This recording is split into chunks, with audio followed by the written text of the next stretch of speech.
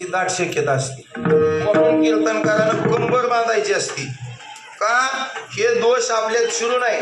आणि दुसरी गोष्ट, हार विनेकऱ्याच्या गळ्यात पडेपर्यंत देवाची स्तुती करायची असती.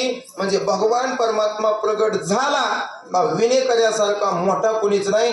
महाराजाला एखाद्या वेळेस गादी टाकत जाऊ नका, मी फक्त नियम सांगतोय, पण विनेकऱ्याला गादी टाका का विनेकऱ्याच्या रूपानं भगवान परमात्मा कीर्तनात उभा असतो. जिथे कीर्तनाची जागा तिथे पांडुरंग हो, तिथं पांडुरंग परमात्मा विनेकऱ्याच्या रूपानं असतो. म्हणून आपण हार गळ्यामध्ये घातला का गळ्यामध्ये हार घेतल्यानंतर स्तुती करायची, आणि पांडुरंग परमात्मा आला आणि विनेकऱ्याच्या रूपानं उभा राहिला का कीर्तनकार बोलायला मोकळा झाला. विठ्ठल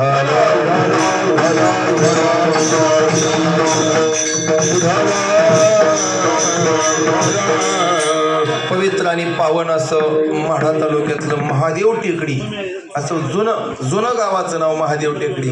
मग तिथं पुन्हा आमच्या आबाने सांगितलं कोण मोठे आले, कोण आले आहे, कोण दिवे आले, आणि अशा पद्धतीने टेकडीचं रूपांतर गावामध्ये झालं. त्या गावाचं नाव महादेव आहे. याच्या पुढे जाऊन संगत सांगू का, गावाचं नाव महादेववाडी आहे. ज्याची एकादशी आहे त्याचं नाव महादेव आहे, आणि ज्याने मला बोलवलं ते संभाजी आहे. धर्मरक्षा वय अवतार घेतली. संभाजी महाराज म्हणजे धर्माला गंडांतर आलं का हातात तलवार घ्यावीन उभा राहावं. सिंहाच्या त्या जबड्यामध्ये घालून हात मोजित दात, ही जात मराठ्याची सांगणारा छत्रपती शिवाजी महाराजांचा छावा म्हणजे संभाजी महाराज. आई बापाच्या पिठावरती रेगोट्या वाढणारे लय लेकर आहेत, पण स्वकर्तृत्वानं विश्व निर्माण करतात त्याला संभाजी म्हणतात. विडाला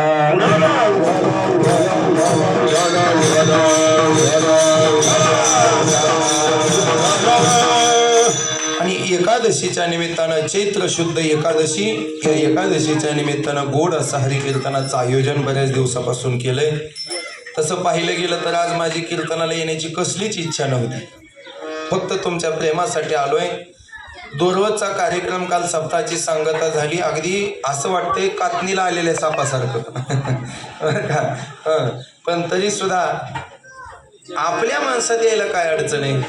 कीर्तन चांगलं झालं काय, वाईट झालं काय, आपली माणसं नाही पाकिट दिलं तर कमीत कमी उपाशी तर जाऊ द्यायची नाहीत ना, याच्यापेक्षा काय असतं. म्हणून मला या कार्यक्रमासाठी आवर्जून बोलवलं. असं माझे बंधू ज्यांनी महादेवाडी सारख्या गावात राहिले पण विश्व पुण्यासारख्या गावामध्ये निर्माण केला, असे आमचे परमबिंदू बंधू हरिभक्तीपरायण संभाजी नारायण दिवे, आमचे दुसरे बंधू आमचे हरिभक्तीपरायण भगवान निवृत्ती रेगोडे, आमचे तिसरे बंधू रतन निवृत्ती रेगोडे, बरं का.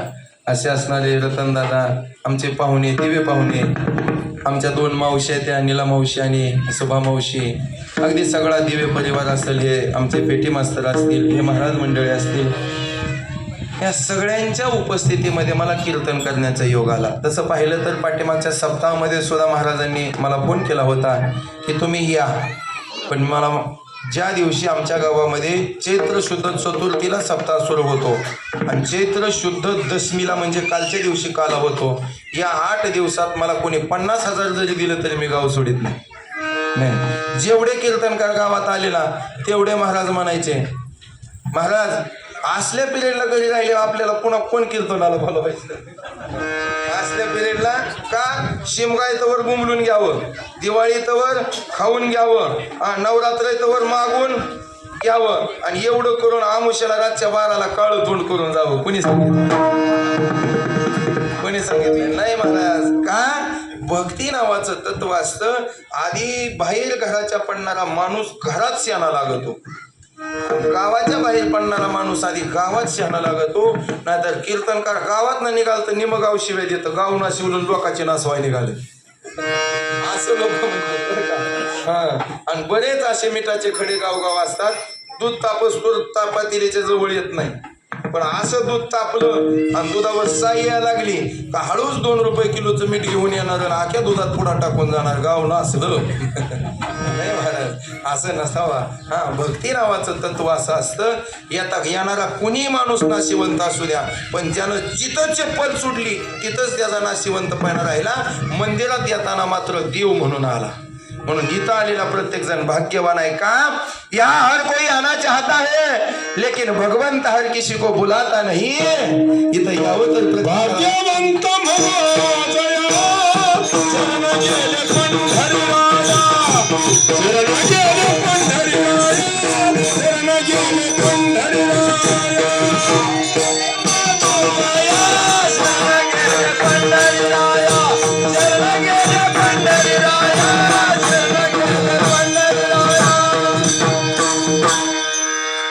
भाग्यवंत म्हणो जया शरण गेले पंढरीराया.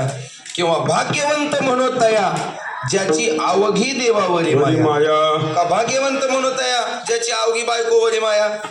असं काय आहे का संसारावरी माया. हा पण त्याच्या पुढे एक वाक्य मात्र होऊ शकतं. भाग्यवंत म्हणो तया ज्याची आवघी आई बापावरी माया. बस का जगाचा मालकच त्याच्यासाठी उभा राहिला. जगाचा मालक त्याच्यासाठी उभा राहिलाय. आणि ज्याला आई बाप कळलं नाही ना अशा माणसापासून 10 फूट लांब राहायचं महाराज. जर समोरच्या वाटेनं आला ना तर त्या वाटेच्या अलीकडे आपण डोकं टेकवायचं त्या वाटेवर.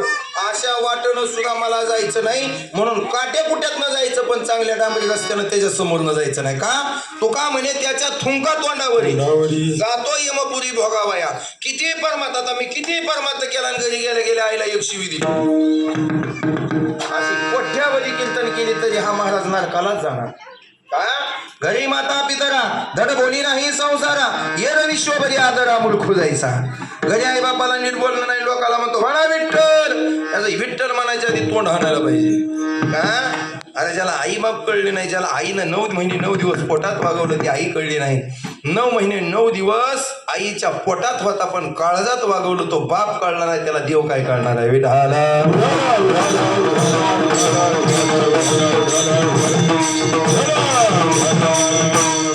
बरेच लोक एक मुद्दा सांगतो पुढे जातो. एक मुद्दा सांगतो फक्त. ज्याला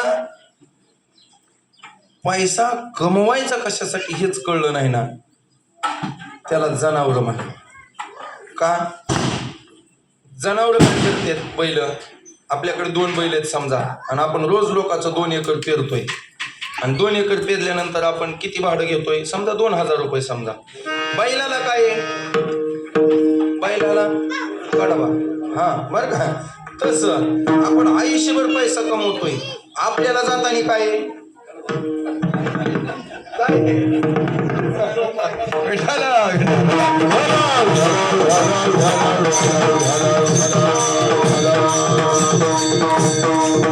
आयुष्यभर पैसा कमावला जाताना फक्त ज्या पोत्यात राग भरली त्याच्यात कोरभर तुकडा पाहुण्याच्या खिशातला रुपया टाकला.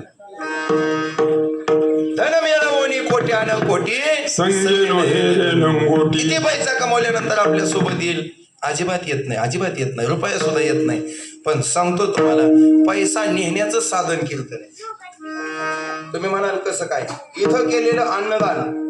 आता ज्यांच्याकडे आज एकादशीचा नियम आहे ते मुंबईहून आलेत. कुठून आलेत. हरिभक्त परायण महादेव जीवराम मोठे कुठून आलेत मुंबईहून आलेत. त्यांचं नडलं होतं. त्यांचं तिथं काय बंद पडलं होतं. मुंबईमध्ये लाईट गेली ती उकडते म्हणून इकडे आले. काय कारण आहे त्यांचं येण्याचं. त्यांचं फक्त एकच कारण आहे. ज्या गावात राहिलो ती माझी आई आहे. ज्या गावातल्या मातीत वाढलो ती माती म्हणजे माझ्या भाग्याची लक्ष्मी आहे. आणि ज्या गावातल्या ग्रामदैवताच्या जीवावर मी मुंबईला जाऊन मोठा झालो. वर्षातनं एकदा तरी 10-5 हजार रुपये इथे येऊन खर्च करावा. मुंबईत केलेला खर्च त्यांच्या सोबत येणार नाही पण महादेवाने घालून येऊन घातलेली एकादश त्यांच्या सोबत आल्याशिवाय राहणार नाही. ही भक्ती आहे. ही भाव आहे. का संसाराच्या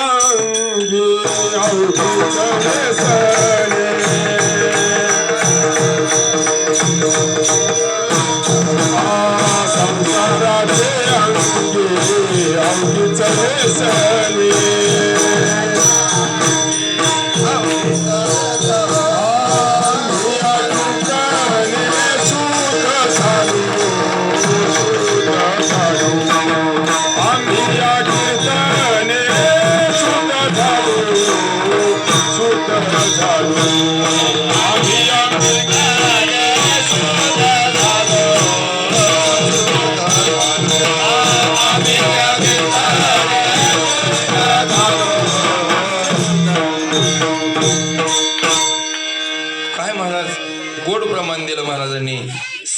काळाच्या अंगी अवघीच व्यसने. संसार किती व्यसनानं भरलेला आहे, किती व्यसनानं भरलेला आहे संसार. संसार आयुष्यभर केला तरी शेवटी मरताना तोंडच काळं होणार, पहिलं व्यसन. संसार आयुष्यभर किती खरा म्हणून केला तरी संसार खोटा आहे, दुसरं व्यसन. आणि संसार कितीही केला तरी परिपूर्ण होत नाही, आपण मरतो पण संसार पूर्ण होत नाही, तिसरं व्यसन. लय व्यसन आहे ती, पण एवढी तीनच ऐकून जावा. किती संसार करा, मरताना तोंड काळ आहे. कोणी गोरं असेल, कोणी काळा असेल, कोणी तांबडा असेल, कोणी पिवळा असेल, पण मेल्यानंतर काळीच राख होती, हे काळं पण आहे. ऐका, हे काळेपण आहे. मग हे शरीर दिलं कशासाठी आहे, तोपर्यंत मुखी अमृताची वाणी देह देवाची. एकमेकाशी चांगलं बोलावं, एकमेकाला प्रेम द्यावं, एकमेकावरती जीव लावावा. साने गुरुजी म्हणतात, खरा तो एकची धर्म जगाशी प्रेम. बस, याच्यापेक्षा दुसऱ्यासाठी हा देह नाही. आपल्याला या देहाचं सार्थक करायचं असेल तर तुका म्हणे जन्म आल्याचे सार्थक एक विठ्ठलची देखलिया. ज्या दिवशी डोळ्या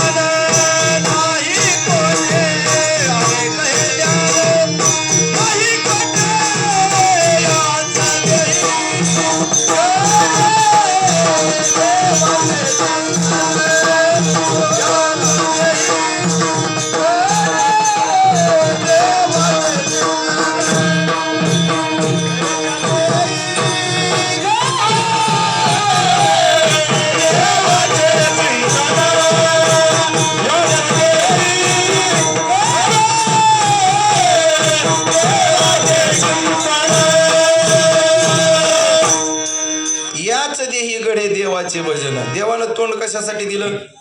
गुलाबजामुन खायला, बासुंदी खायला? नाही नाही नाही, देवानं भजन दिलं, देवानं तोंड दिलं देवाचं भजन करण्यासाठी. जर देवाचं भजन नाही केलं तर माझे नाथ बाबा सांगतात, काय माय गेली होती भूतापाशी, अभिनय मुखाशी म्हणा. किती देवानं संतांना शिव्या द्यावा, याच्या पुढे जाऊन सांगतो, किती सांगू तरी ना ऐकती बटकीचे, पुढे शिंदळीचे रडतील. बटकीन शिंदळी तुकोबा या म्हणले, का हो? जीवा नव्हे काळ सर्प आहे, ज्याच्या तोंडात देवाचं नाव येत नाही ते सर्पाचं बिळ आहे. काय आहे? सर्पाचं बिळ आहे. कमीत कमी एकादशी दिवशी तरी विठाल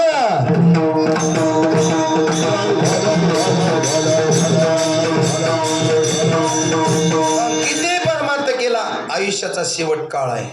ऐका, दुसरा गोष्ट, लटिका व्यवहार सर्व हा संसार वाया. किती संसार केला तरी संसार खोटाय, संसार खोटाय.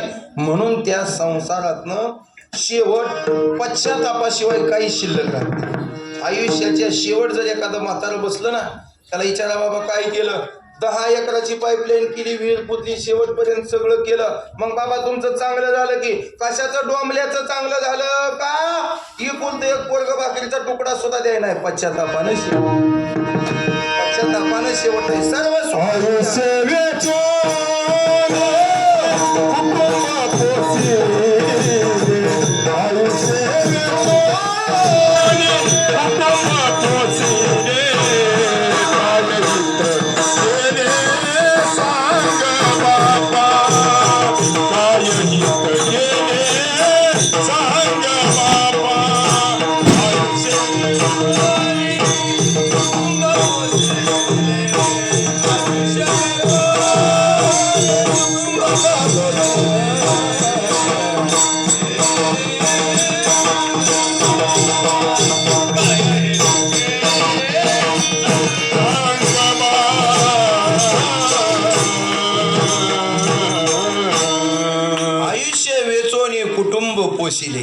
शेवट महाराज आपल्यासोबत काहीच येत नाही. याच्या पुढे जाऊन सांगू का सांगत असतो आपल्याला प्रस्तावना थोडी वाढायला लागली आहे, पण संसार खोटा आहे, संसार काळा आहे आणि संसार कधी पूर्ण होत नाही.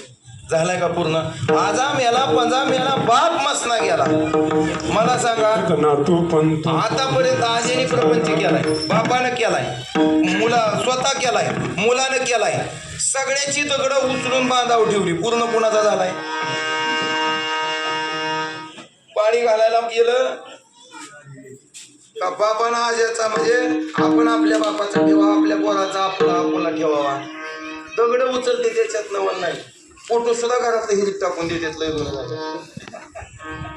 मग आम्ही आयुष्यभर म्हणावं माझ्यावर माझ्या लेकराचा लय जीव आहे, फक्त एकच म्हणावं बाबा माझं आयुष्य आता मरणार आहे आणि तुझं अजून व्हायचं जायचंय, मला तुझं आयुष्य देतो का? फक्त पोराला नाही देणार. भाग्य तरी नो हे धनपुत्र दारा निकट वास पण तुम्ही संताला म्हणा बरं आमच्यासाठी मारायला तर काय गरज होती आतापर्यंत संतांना हे कर्म करायची? जगाच्या कल्याणा संतांच्या आमच्यावर प्रेम करणार जर या जगात कोण असेल आमचं वाटोळं होऊ नये, आमचं तोंड काळं होऊ नये, आम्ही खोट्या संसारामध्ये पडू नये म्हणून संत आले आणि कीर्तन परंपरा चालू केली. विठ्ठल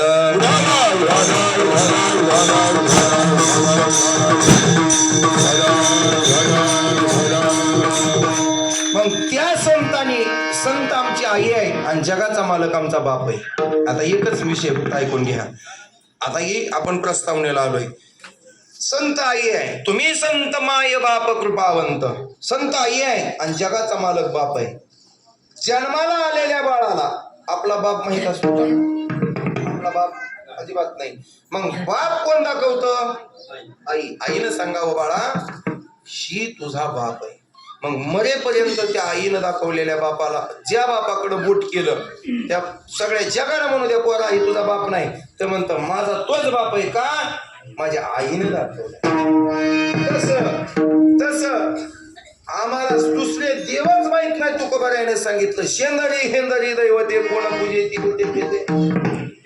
मसोबा देव आहे, मध्ये आई लक्ष्मी देव आहे, शेंद्री हेंद्री दैवते काय? शेंद्री हेंद्री दैवत आहेत. जे आपुल्या पोटाला रडते सीते मागते अवदान, जे स्वतःच्या पोटाला रडते ती देव आहेत? अजिबात नाही, ती देव नाहीत. जर समजा एखादा म्हणला मसोबाला गेला आणि मसोबाला प्रसन्न करून घेतला, म्हणला मसोबा मला घोडा बसायला दे, मसोबा काय म्हणेन? मीच रेड्या भेंडतून तुला घोडा कुठं देऊ? शेंदरी हेंदरी दैवते. आणि मसोबा कोण आहे माहितीये का? आबा विज्ञानातलं सोड सांगतो, परमात्मातलं सोडून द्या. पूर्वीच्या काळामध्ये इंग्रजांची सत्ता होती आमच्यावर. इंग्रजांची सत्ता असल्यानंतर प्रत्येक 25, 40, 50 एकराचा गट असायचा आणि त्या गटाचा महसूल गोळा करायला एक महसूल अधिकारी असायचा. आणि ज्या वेळेस आपल्या मराठ्यांचं इंग्रजांची फाळणी झाली, इंग्रजांना पळवून लावलं, त्यावेळेस सगळं सैनिक मारलं गेलं, त्याच्यात हे महसूल अधिकारी सुद्धा मारले गेले. आणि आमच्या लोकांनी महसूल अधिकारी मारले म्हणून त्यांची माती तिथं केली, त्यांच्या नावानं दगड मांडला आणि त्या दगडाला आपण महसूल अधिकाऱ्यापासून त्याचा अपभ्रंश झाला आणि त्याला आपण मसोबा म्हणू लागलो. ते मसोबा नाही, मेलेले इंग्रजाचे अधिकारी आहेत. आणि आम्ही त्याला म्हणावं आमुष्याला कोंबडा.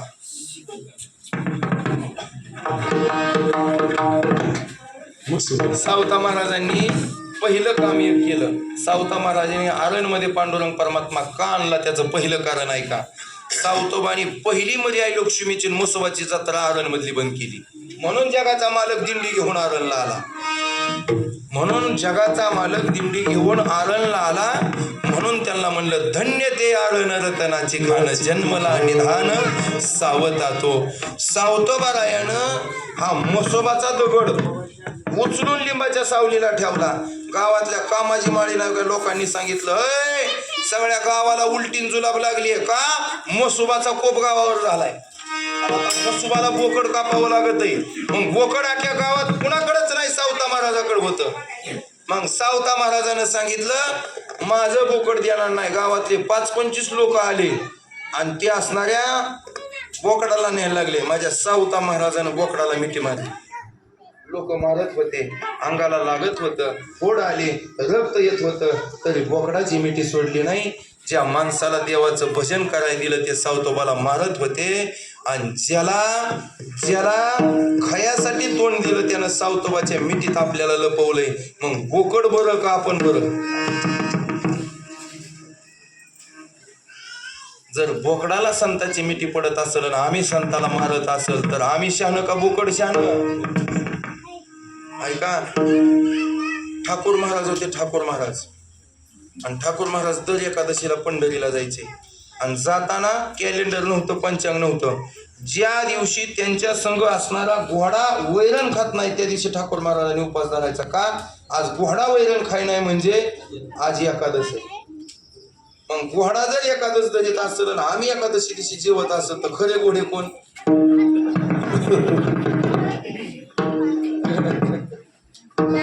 मला लय आध्यात्मिक विषय तुमच्या पुढे मांडायचा. मी सरळ सोबत चाललोय कारण मी बी बोलतोय बरं का. खरे घोडे कोण? माझे संतांनी प्रमाण दिलं. एकादशीस अन्न पान जे नर करती भोजन श्वान विष्टे समान अधम जनते. एकादशी जर आपण अन्न खाल्लं तर आपण अन्न नाही खाल्लं कुत्र्याची विष्ठा खाल्ली. जया नाही नेम एकादशी व्रत जाणावे ते प्रेत इहलोकी. ज्याला एकादश नाही तो मेले, जिवंत असून मेलेला माणूस आहे. हे एकादशीचं महत्व आहे. मग मला सांगायचे संसाराचा विषय मी सांगितला. मग या महाराजांनी मुंबईवरून येऊन पुण्याच्या माणसाला फोन केला, महाराज बोलव. ते पुण्याहून आले, हे मुंबईहून आले. का? त्यांना माहित आहे इथं बिस्लरीच्या पाण्यासहित फराळाची घातलेली पंगतीला गेलेला पैसा आपल्या सोबत येणार आहे. का? ऐका, इंग्लंडला जायचं असेल तर तिथल्या चलनात आपला पैसा बदलावा लागेल. अमेरिकेला जायचं असलं तर तिथल्या चलनात बदलावं लागेल. मग स्वर्गाला जर कमावलेला पैसा न्यायचा असेल तर स्वर्गाच्या चलनात बदलावा लागेल. आणि स्वर्गाचं चलन आहे पुण्य. स्वर्गाचं चलन काय? भुकेलेलं अन्न, ताणलेला ताण, भगवान परमात्म्याची भक्ती आणि सगळे लोक एकत्र येऊन भगवान परमात्म्याचं महादेवाचं केलेलं भजन आणि त्याच्या निमित्तानं केलेलं अन्नदान. या बाबाचं जेवढे पैसे आज जाणार होतं तेवढं पैसे आज सांगतो त्यांच्या सोबत. मेल्यानंतर लोक म्हणतात काय न्यायचंय, पण मेल्यानंतर हे पैसे त्यांच्या सोबत आज वैकुंठाला जाणार. हे पुण्य त्यांच्या पुढच्या मार्गाला येणार आहे. हेच भक्ती आहे. मग हे केलं कुणासाठी? तर ह्या महादेवासाठी केलं. कुणासाठी? पंढरीच्या पांडुरंगासाठी केलं. कुणाच्या मार्गानं? संतांच्या मार्गानं. मग ज्या देवासाठी आजचा कार्यक्रम आहे, उद्या त्या गावाची ग्रामदेवताची यात्रा आहे, तो बाबा कसा आहे? तर त्या बाबानं अंगाला भस्म लावलेला आहे. असणारा भस्माची उटी लावलेली आहे आणि मेलेल्या माणसाची मुंडकी गळ्यात घातलेली आहे. या बाबाच्या स्वरूपाचं वर्णन नरहरी महाराज अभंगाच्या पहिल्या चरणात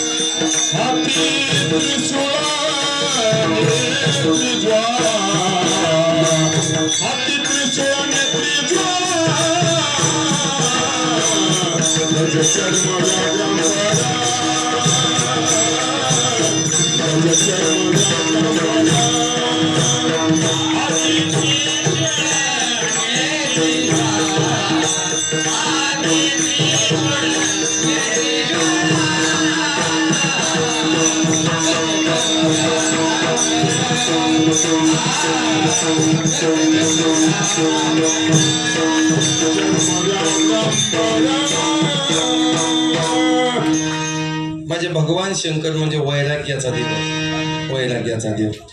आणि सगळ्यात महत्वाचा एक पहिला मुद्दा सांगून जातो आणि अभंगाची प्रस्तावना झालेली आहे आणि अभंगाची सरळ सरळ चरण आपण सोडवणार आहे. फक्त अभंगाचा पुढे जाण्याच्या पेक्षा अगोदर एक महत्त्वाचा मुद्दा समजून घ्या की भगवान शंकर कोण आहे. भगवान शंकर कोण आहे? एकच काम केलं माझ्या भगवान शंकरांनी, एकच. सोबत आपल्या नंदीला घ्यायचं, सोबत आपल्या बायकोला घ्यायचं आणि पंढरीच्या वारीला जायचं. तुकोबारे आता म्हणतात कोई न भिकारी पंढरीचा वार कर. होईल भिकारी पंढरीचा मार्ग. अभंगाची लिंक ध्यानात घ्या बरं का. मग पंढरीचा मार्ग भिकारी होऊन का करायची? तर तुका पंढरीशी गेला पुन्हा जन्मा. आपल्या जन्म मरणाच्या फेऱ्यावर जर चिरा पडायचा असेल तर आपण पंढरीची वारी. तैसे येण्याची शरीरे शरीरा येणे सरे किंबहुना येर झाले चिरा पडे. आपल्या जन्म मरणाच्या संसारावर जर चिरा पाडायचा असेल तर आज सुद्धा अर्कान टाकावा. झोपलेल्या माणसाच्या डोक्यात नाही. जन्म मरणाच्या फेऱ्यावर आणि त्याच्यावर चिरा टाकायचं मोठं अर्कान कोणतं असेल तर पंढरीची वारी. तुकोबारायानं केली, माझ्या भगवान शंकरानं केली, तर जगाच्या मालकानं वारीला गेल्यानंतर नंदी आपल्या पार्वती आई साहेब अलीकडेच थांबल्या.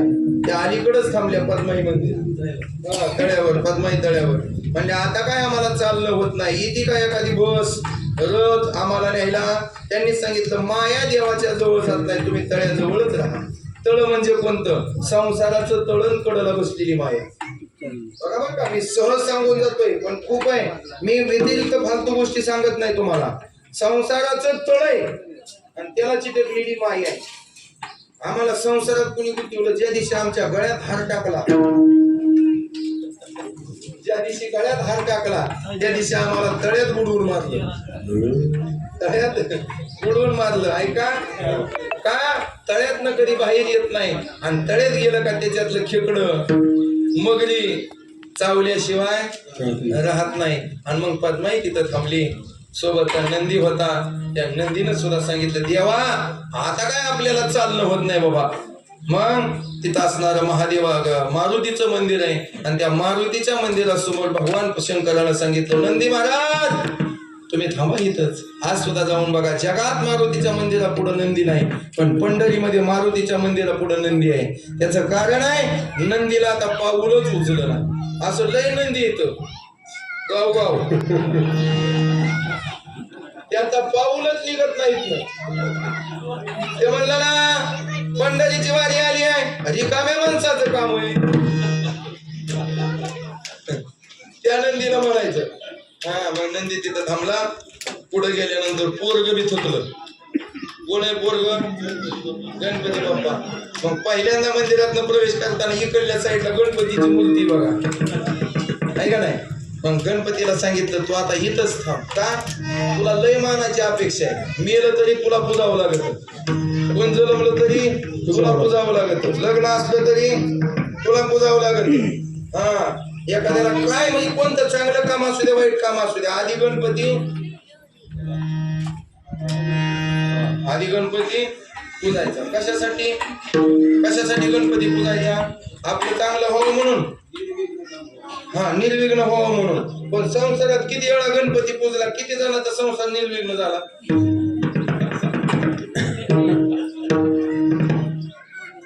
गणपती पूजणं म्हणजे गण. जसं पहिल्यांदा आराध्याची गाणी असते गण असतो, तसं पहिल्यांदा जागा गणपती असतो मारून म्हणायचं असतो बघा. तसं परमात्म्यात गेल्यावर गण म्हणजे ग म्हणजे गर्व आणि न म्हणजे नाहीसा करणं. गणपतीची पूजा करणं म्हणजे देवाच्या दारात जाताना अंतःकरणातला मी माणूस आहे हा गर्व काढून टाकून मग गणपतीची पूजा करून परमात्म्यात पाहू. याला काय म्हणायचं? गणपतीची पूजा. मग हा गणपती बाबा म्हणला दरवाजातच थांबतो का? इथून जाणाऱ्याला सांगतो इथंच गर्व सोडून आता तर पांडुरंग नाही तर भेटणार. आम्ही तिथनं आले आईचं दर्शन घेत नाही. आल्या बायकोला म्हणतो पट्ट्यानं पंढरीची वारी केली. ती म्हणले किती बी वारी मोठी करू दे, आल्या माझ्या पाया पडू. वारी पंढरीची करून आलाय पण संध्याकाळी फराळ खायची असेल तर माझ्याच पाया पडावं.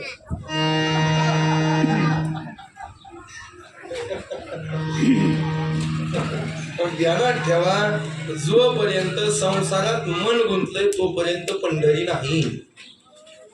मग ध्यानात ठेवा, हे सगळं झालं आणि सगळ्याचा वैराग्य सोडून भगवान शंकर चालत देवापर्यंत जाऊन देवाने विचारलं एकटाच आलाय. परमात्मा एकट्यानं नसतो, एकट्याचं तोंड कुणी बघावं. मग जोडीनं आला तर गोडीनं संसार होतो.